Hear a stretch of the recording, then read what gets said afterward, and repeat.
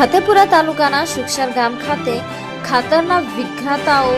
270 રૂપિયાના ભાવનું ખાતર સીધા 670માં વેચી રહ્યા છે। પ્રાપ્ત માહિતી અનુસાર દાહોદ જિલ્લાના ફતેપુરા તાલુકાના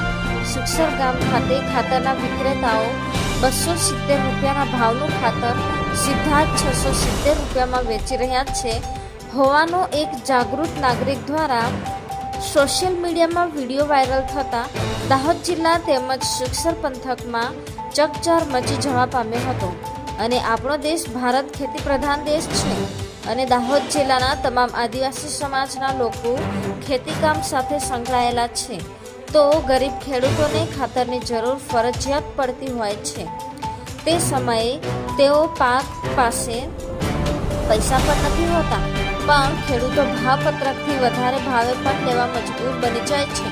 અને ગરીબ લાચાર ખેડૂતોને મજબૂરીમાં ખાતર લેવું પડે છે પણ ખાતરના વિક્રેતાઓ દ્વારા ડબલ ભાવે વેચીને ખેડૂતો પાસેથી ખુલ્લેઆમ લૂંટ ચલાવી રહ્યા તેવું લાગી રહ્યું છે।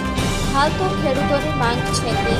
લાગતા વળગતા અધિકારીઓ અને વહીવટી તંત્ર દ્વારા કાયદેસર તપાસ કામગીરી કરવામાં આવે તેવી લોક માંગ ઉઠવા પામી છે।